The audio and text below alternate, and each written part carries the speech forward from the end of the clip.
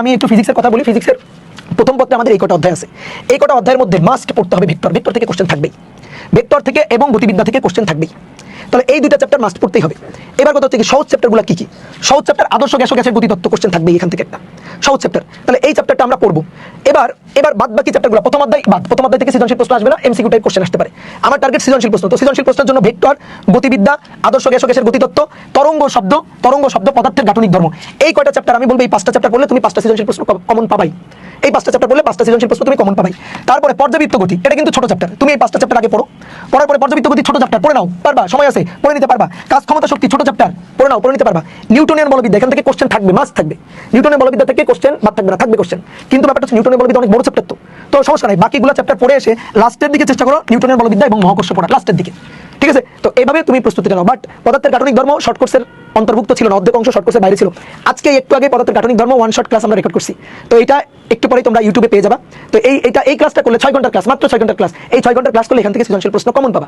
কারণ এই অধ্যায়ের কমন পাবা কেন জোর দিয়ে বলতেছি, কারণ এই অধ্যায়ের যে সূত্রগুলো আছে সূত্রগুলো থেকে ঘুরাই পেঁচায় কোনো ম্যাথ দেয় না। সূত্রগুলো জাস্ট বুঝলে, প্রশ্নটা ধরতে পারলেই তুমি অ্যান্সার করে আসতে পারবা। জাস্ট সূত্রগুলো মাথায় রাখতে হবে, আর কিছুই না। তোমার যেমন এই নিউটনের বলবিদ্যা অধ্যায়ে হাজার হাজার টপিক ঘুরাই ফেরাই অনেক কোশ্চেন দেয়, ঠিক আছে? তো তোমার এই পদার্থের গাঠনিক ধর্ম এই চ্যাপ্টার থেকে অত ঘুরাই ফেরাই কোশ্চেন দেয় না। আদর্শ গ্যাস ও গ্যাসের গতিতত্ত্ব কোনো ঘুরাই ফেরানো কোশ্চেন হয় না, তো সহজে তুমি অ্যান্সার করতে পারবা। তাহলে এই অধ্যায়গুলো কিন্তু মাস্ট।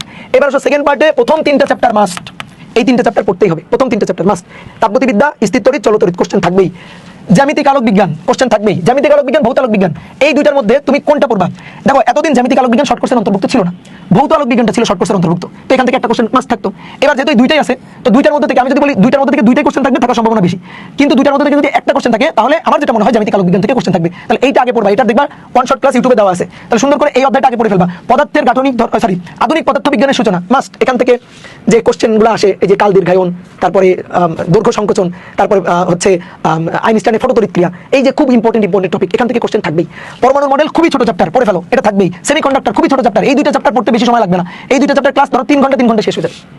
এই দুইটা চ্যাপ্টারের প্রস্তুতি তুমি রিভিশন মাত্র ধরো 3 ঘন্টা সময় দিলে কিন্তু এখান থেকে হয়ে যাবে। তাহলে এই চ্যাপ্টারগুলো খুব গুরুত্ব দিয়ে আগে পড়বা। আর তারপরে এই দুইটা চ্যাপ্টার, এটা তো শর্ট কোর্সের অন্তর্ভুক্ত এতদিন ছিল না, এটার ওয়ান শট ক্লাস আছে, এটা দেখবা। আর লাস্টের দিকে সেই চ্যাপ্টারটা, এটাও ছোট একটা চ্যাপ্টার, বাট কোনো চ্যাপ্টারে একেবারে বাদ দিবা না। তাহলে একেবারে কনফার্ম যদি বলি, তাহলে স্থিরতড়িৎ, চলতড়িৎ, তাপগতিবিদ্যা, জ্যামিতিক আলোক বিজ্ঞান আর আধুনিক পদার্থ বিজ্ঞানের সূচনা, একেবারে কনফার্ম। এই 5টা আগে পড়বা, তারপরে বাদ বাকি যে কটা পারো। ওকে, তাহলে এই হচ্ছে ফিজিক্সের কথাবার্তা ছিল।